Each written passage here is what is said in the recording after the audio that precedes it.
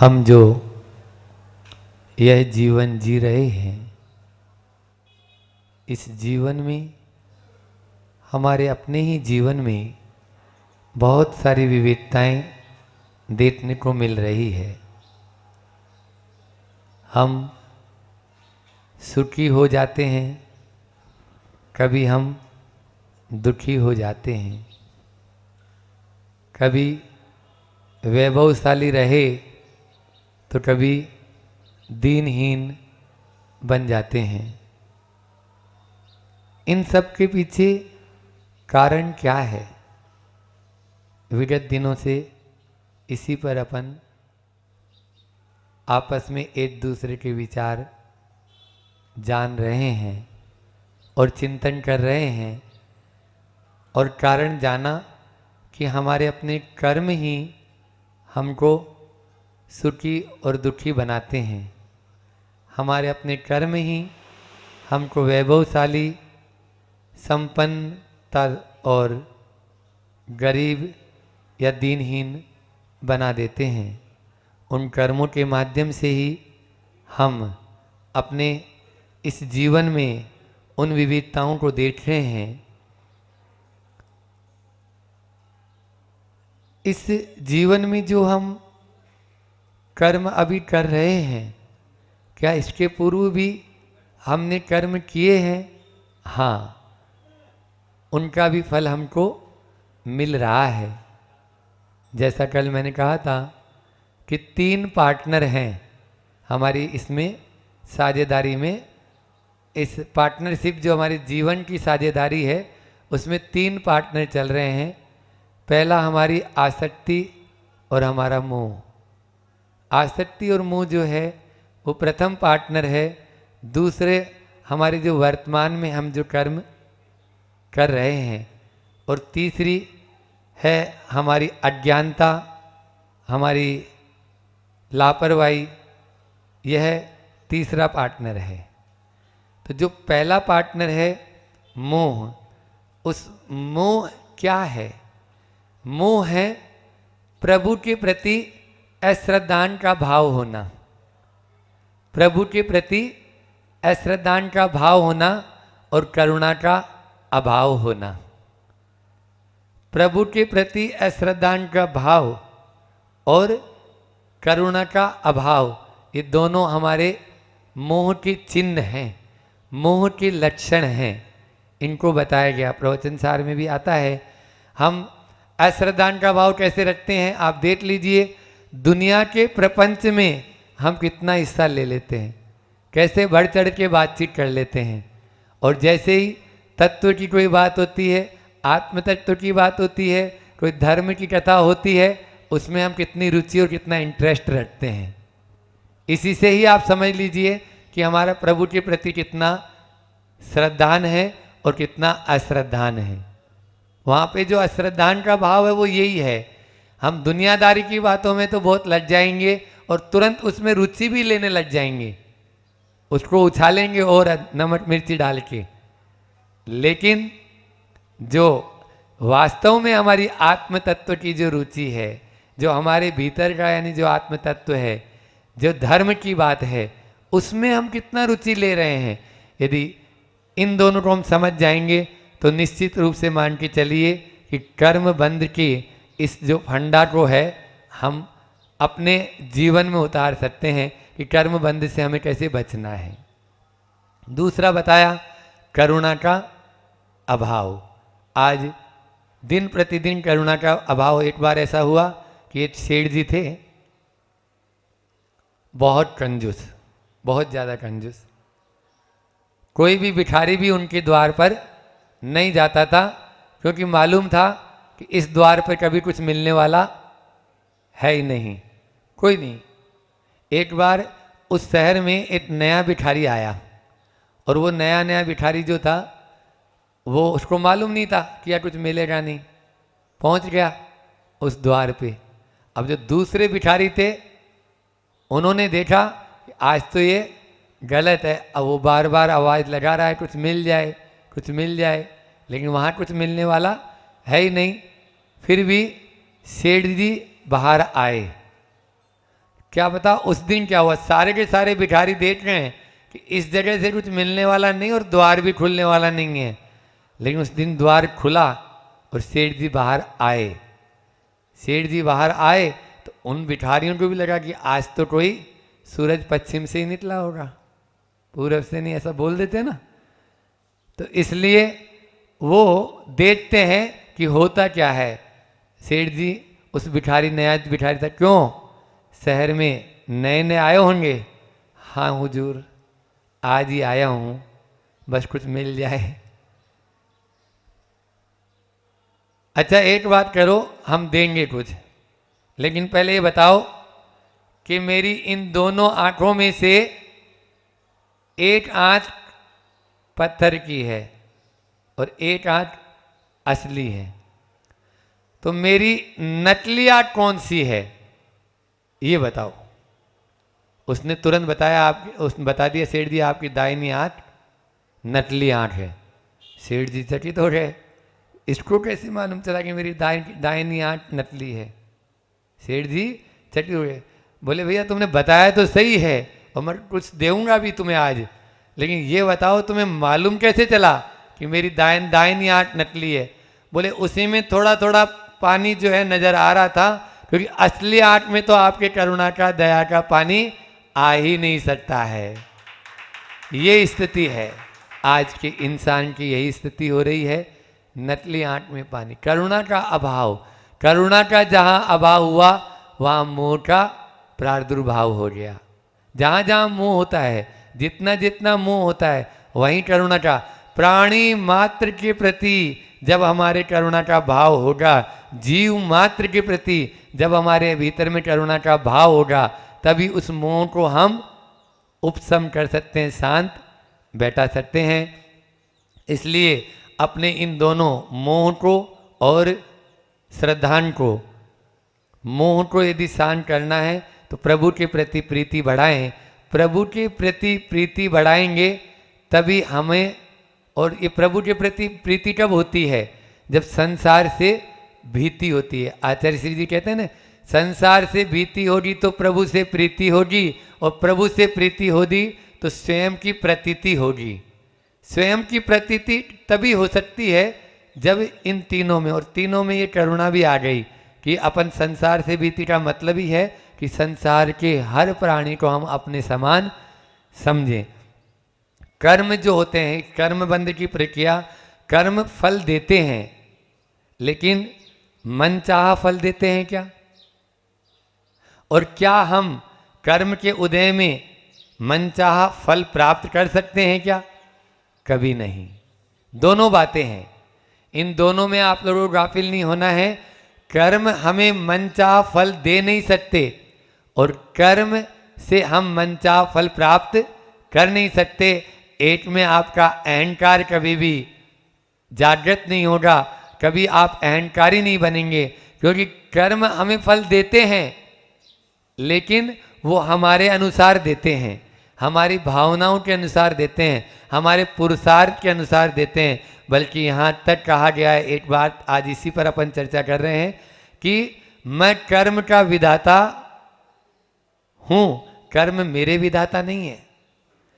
मैं कर्म का विधाता हूँ, कर्म मेरे विधाता नहीं है। ये 95% सत्य है, 1-2-5% इसको आप अभी छोड़ दें। लेकिन अभी अपन आज जो चर्चा कर रहे हैं वो इसी पे कर रहे हैं कि हम कर्म के विधाता हैं, कर्म मेरे विधाता नहीं। और ये मानकर चलेंगे तभी आप आगे बढ़ पाएंगे। आपने बांधा है, जैसे मान लीजिए भोजन आपको मिल गया, तो भोजन आपको कर्म के उदय में मिला है। कब खाना है, क्यों खाना है, कैसा खाना है, मतलब कितना खाना है, ये आप अपनी इच्छा पर निर्भर करेगा। भोजन आपको कर्म के उदय में मिला है, लेकिन भोजन कब करना है, कितना करना है, कैसे करना है, क्यों करना है, ये सारे प्रश्न के जवाब कौन देगा? ये हम उसके जिम्मेदार हैं। आप ऐसे उल्टा सीधा कुछ भी खाओगे तो फिर से नए कर्म बांध ही रहे हैं, कुछ भी ले लिया तो ये सब। इसी प्रकार से मान लीजिए चना है, चना मिल गया, अब चना कच्चा खाना है क्या? नहीं, आप उसको किसी भी तरह से खा सकते हो। आपको चने मिले हैं तो चने को आप सेक कर भी खा सकते हो, चने को आप उबाल के भी खा सकते हो, चने को आप सत्तू बना के भी खा सकते हो, चने का बेसन बना के भजिया बना के भी खा सकते हो। तो चना कर्म के उदय में मिला है, लेकिन खाना कैसे है? घर में आम का वृक्ष है, वृक्ष में आम का वृक्ष में आम लगे हैं, तो वो आम कैसे खाना है आपको? कच्चा भी खा सकते हो, है ना, पक्का के भी खा सकते हो, उसका सलाद बना के भी खा सकते हो, उसकी चटनी बना के भी खा सकते हो, उसका अचार बना के भी खा सकते हो, किसी भी तरीके से खा सकते हो। तो ये जो है ना कर्म, अपने कर्म के उदय में आपको फल मिलना है, तो उसमें बहुत सारी संभावना है परिवर्तन होने की।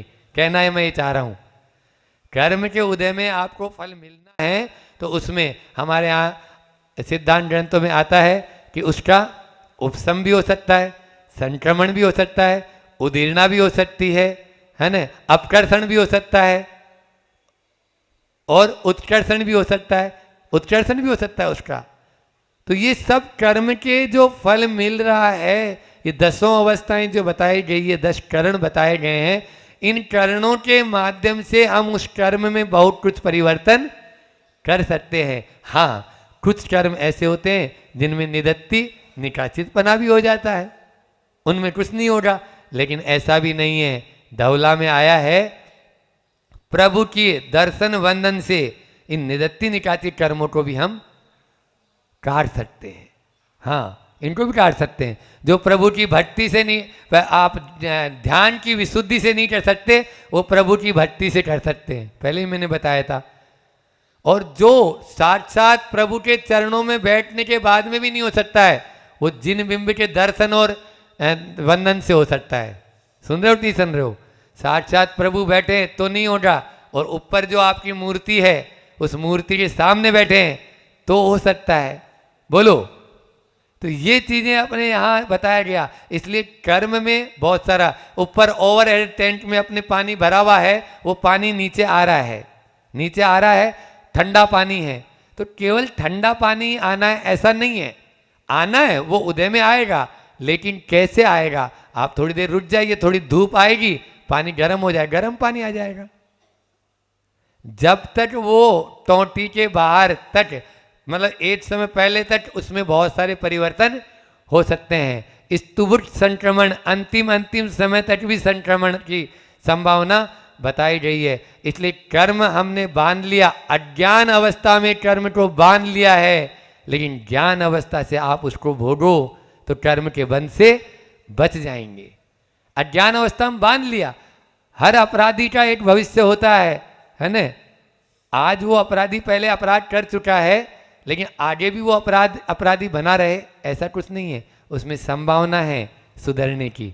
इसलिए अपन को कर्म के इस फंडा को समझेंगे तो निश्चित रूप से आगे कर्म को बंधन को प्राप्त भी नहीं कर पाएंगे, और हमारे में अहंकार भी नहीं आ पाएगा कि नहीं कर्म तो जैसा, और पुरुषार्थ गुण भी नहीं होगा। 3 चीज है, एक है कर्मवादी, एक पुरुषार्थवादी, और एक है भाग्यवादी, है ना। जो केवल मात्र अब हमने कर्म बांध लिया, या कर्म तो अपना फल देता ही है, कर्म के ही गुण गाना शुरू कर देंगे तो ये कर्मवादी कहलाएंगे।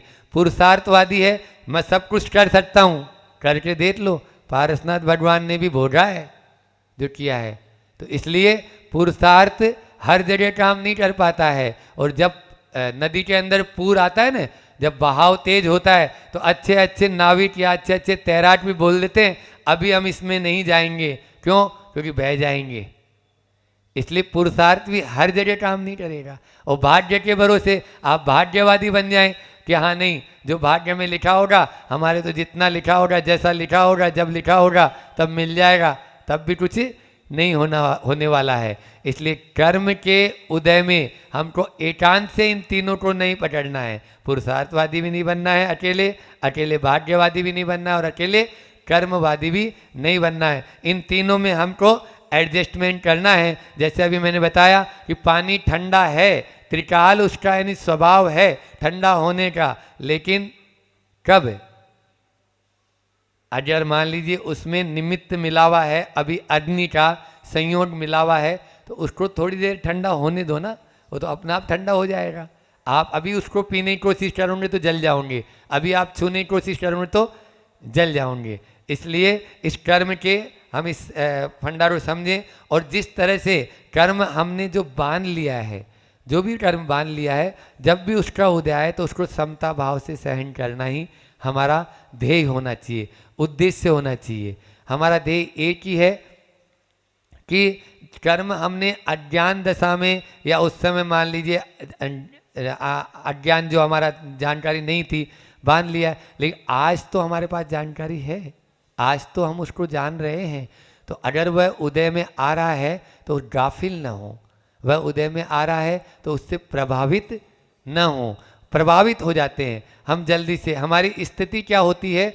हमारी स्थिति होती है एक उस ट्यूबलाइट की भांति स्थिति है, जैसे ट्यूबलाइट का स्विच होता है, उसको हम ऑन करते हैं तो ट्यूबलाइट जल जाती है, और ऑफ करते हैं तो ट्यूबलाइट बुझ जाती है। हमारी भी स्थिति ऐसी है। कर्म का जब उदय आता है, खूब पैसा आता है तो हम फूले नहीं समाते, हाँ, और जब घाटा लगना शुरू होता है तो डिप्रेशन में जाने में भी टाइम नहीं लगता है, फिर किसी को समझाना पड़ता है, मोटिवेशन कोर्स करने पड़ते हैं, ठीक है ना। तो ये स्थिति हमारी नहीं हो। अपनी ट्यूबलाइट की स्विच अपने हाथ में रखो, दूसरे के हाथ में न दो, है ना। चाहे वो कर्म हो, चाहे कोई व्यक्ति विशेष हो, हम आरोप प्रत्यारोप भी जल्दी लगा देते हैं। तुमने ऐसा किया तो ऐसा हो गया, तुमने वैसा किया तो वैसा हो गया। ये भी नहीं होना चाहिए। अपनी ट्यूबलाइट की स्विच अपने हाथ में, जब हम चाहेंगे तब जलेगी, और जब नहीं चाहेंगे तो नहीं जलेगी। तब आप कर्म के बंध से बच सकते हैं, अन्यथा बच नहीं सकते। एक बार ऐसा था कि एक जंजीर बनाने वाला व्यक्ति था, और वो जंजीर ऐसी जंजीर बनाता था जिसको कोई भी तोड़ नहीं सकता, कभी तोड़ नहीं सकता था उस जंजीर को। अब वो जंजीर जो है, लेकिन वो जो जंजीर बनाने वाला था वो हर जंजीर को तोड़ने चला जानता था। अब एक बार ऐसा हुआ, कोई अपराध के जुल्म में उसको पकड़ लिया और जेल में बंद कर दिया। जेल में बंद कर दिया। अब वो जेल में बंद है, उस समय उसने हंस रहा है वो, तो उधर से एक साधु का गुजरना हुआ, ये जेल में जंजीरों में बंद है और हंस रहा है, क्यों हंस रहा है भाई? कोई सी भी संसार की जंजीर हो, हम उसको तोड़ सकते हैं। उसके अंदर में ये अहंकार था, ठीक है ना। थोड़ी देर बाद में जैसे ही वो जंजीर को देखता है, उठाता है, तो उस पर वो मार्का या सिक्का लगा हुआ था, ठप्पा लगा हुआ था, जो स्वयं अपनी जंजीरों पे वो लगाता था। ओ, ये जंजीर तो मैं नहीं तोड़ सकता हूं, क्योंकि इसमें मेरा ही मार्का लगा हुआ है। अब वो रोने लग गया। वो साधु महात्मा सोचते हैं, अभी हंस रहा था और अब रो रहा है। बोले क्यों, तुम रोज रो रहा है? बोले ये जंजीर मैं नहीं तोड़ सकता हूं। बोले अभी तो बोले कोई भी तोड़ सकता हूं। बोले वो सारी जंजीरें मैं तोड़ सकता हूं, लेकिन जिसमें मेरा मार्का लगा हुआ है ना, वो मैं नहीं तोड़ सकता हूं। ये स्थिति, हंस रहे हैं आप लोग भी, ये स्थिति हम सबकी बनी हुई है। हम अपना मार्का लगाए हुए हैं, इसलिए सोच रहे हैं ये जंजीर हम तोड़ नहीं सकते हैं। अपना मार्का हटा दो तो आपके भीतर भी मेरी तरह की ताकत आ जाएगी। जैसे मैं तोड़ने के लिए आगे बढ़ गया हूं, वैसे आप सब भी तोड़ने के लिए आगे बढ़ सकते हो। कि संसार की कोई सी भी जंजीर हो, हम क्यों नहीं तोड़ सकते हैं? आराम से तोड़ सकते हैं। लेकिन हो क्या गया, हमारे दिमाग में ये कीड़ा घुस गया ना, कि जिस जंजीर के ऊपर मेरा मार्का लग गया ना, ठप्पा लग गया, वो मैं नहीं तोड़ सकता हूँ। ऐसा यानी न करें। इसके माध्यम से हम अपने पुरुषार्थ को गौण कर देते हैं, और जो भी हम करना चाहते हैं, व्रत में, संयम में, नियम में आगे बढ़ना चाहते हैं, तुरंत पीछे हट जाते हैं। बोले नहीं बाबा नहीं, क्योंकि ये तो वही जंजीर है जिसमें मेरा मार्का लगा है, ये तो वही जंजीर है जिसमें मेरा मार्का लगा है। ऐसा मत सोचो। आप आगे बढ़ेंगे, निश्चित रूप से आप उस लक्ष्य को प्राप्त कर लेंगे, जिस लक्ष्य को आपके अंदर में भाव हैं, पाने के भाव हैं। उस लक्ष्य को पाना है और हमें आगे बढ़ना है। हमें कठपुतली की तरह नाच नहीं नचाना है। जैसा नाच नचाएं, कठपुतली में होता है ना, आजकल तो नहीं चलते, पहले चलती थी कठपुतलियाँ। तो कठपुतली में ऐसे ही होता है कि वो इधर से हिलाता रहता है, उधर से वो नाचती रहती है, इधर से वो कर्म भी हमें हिलाता रहता है और हम नाचते रहते हैं। नाचना बंद करो, बहुत अनादिकाल हो चुका है। ये कठपुतली की तरह नाच नाचते नाचते तो क्यों शरद, हाँ शरद तो है, अब वो तो लेट आना उसका वो है। तो इसलिए अपन को कठपुतली की तरह नाच नहीं नचाना है, अपन को अपने ऊपर, अपने आत्मा पर दृष्टि डालना है। और वो आत्मदृष्टि जिस दिन हम डाल लेंगे तो हमारे भीतर में वह शक्ति जागृत हो जाएगी। मैं कर्म का विधाता हूँ, कर्म मेरे विधाता नहीं है। जिस दिन ये आप इसको यानी जो है ना अपने भीतर में उतार लेंगे तो मैं कर्म का विधाता हूँ, कर्म मेरे विधाता नहीं है, इस चीज़ को अपन जब अपने जहन में उतार लेंगे, होता क्या है, एक बार ऐसा हुआ कि एक ये उदाहरण सुना के अपनी वाणी को भी विराम देंगे, फिर अपन पूज्य बड़े महाराज श्री जी को भी सुनेंगे, रोज सुनते ही हैं। तो एक बार ऐसा हुआ, एक ज्योतिषाचार्य थे, बहुत अच्छे से जानते थे और उनकी भविष्यवाणी कभी गलत नहीं होती थी, भविष्यवाणी कभी गलत नहीं होती थी। एक बार ऐसा हुआ, दो युवक उनके पास पहुंचे, उनके कोट में हाथ था और हाथ में एक चिड़िया थी, हाथ में एक चिड़िया थी, चिड़िया जिंदी थी, चिड़िया जिंदी थी, जिंदा थी। उन्होंने पूछा कि बताओ, आप तो बहुत बड़े ज्योतिषाचार्य हैं और आपकी भविष्यवाणी गलत नहीं होती है, तो ये बताओ कि चिड़िया जिंदी है या मरी है। वो जैन था ज्योतिष वाला, वो बोलता है it is in your hand, it is in your hand, ये आपके हाथ में है, चिड़िया जिंदा है या मरी है। क्योंकि यदि मैं मरी बोल दूंगा तो तुम तुरंत बताएगा, और यदि मैं जिंदा बोलूंगा तो तुरंत उसको मार देगा। यही स्थिति हमारे भीतर में भी है, उन कर्मों के साथ में भी है कि it is your in your hand, अपने हाथ में है, हम क्या चाहते हैं। चिड़िया को जैसा चाहेंगे आप वैसा कर सकते हैं, ये हमारे ऊपर है। आचार्य श्री का वह हाइकू जो आज की इस बात को बहुत अच्छा और समझा देगा कि उदम नहीं, हाइकू जो है 17 अक्षर की, इन लोगों को बता देते हैं, छोटी सी पंक्ति होती है और इन 17 अक्षर में बहुत सार भरा हुआ रहता है कि उदम नहीं 5 अक्षर हैं, उदम नहीं, उद्यम, उद्यम करो बनो दमी आदमी, उदम नहीं उद्यम करो बनो दमी आदमी। बहुत अच्छा हाइकू है कि उदम मत करो, हम क्या कर रहे हैं अभी, उदम कर रहे हैं, उद्यम करो यानी पुरुषार्थ करो, बनो यानी अच्छे से बनो, दमी, दमी यानी दमन करो इंद्रियों का, बनो दमी आदमी। आदमी का मतलब ही है असमन्तात दमी, चारों प्रकार से जो दमन करे वो आदमी है ना। किसका, पांचों इंद्रियों का और मन का, इसलिए आदमी बोला जाता है उसको। आदमी, आदमी बोला था ना, ये मेरा आदमी है, स्त्रियां बोलती है ना, मतलब ये मेरा आदमी मतलब मारो आदमी, उधर मारवाड़ी में चलता मारो आदमी मतलब ये मेरा पति है, इधर पति बोलते हैं। तो आदमी मतलब उसने अपनी इंद्रियों को वश में कर लिया है, वो चारों प्रकार से अपने मन को और इंद्रियों को वश में कर रहा है, लगा हुआ है, इसलिए वो आदमी कहलाता है। तो बनो दमी आदमी, उद्यम उदम नहीं उद्यम करो बनो दमो दमी आदमी। ये आचार्य श्री का हाइकू आज के हमारे इस कर्म सिद्धांत के लिए बहुत महत्वपूर्ण है, और हम कर्म से तभी बच पाएंगे जब इस हाइकू को अपने भीतर में उतारेंगे। इतना ही रखते हैं। बोलिए अहिंसा परमो धर्म की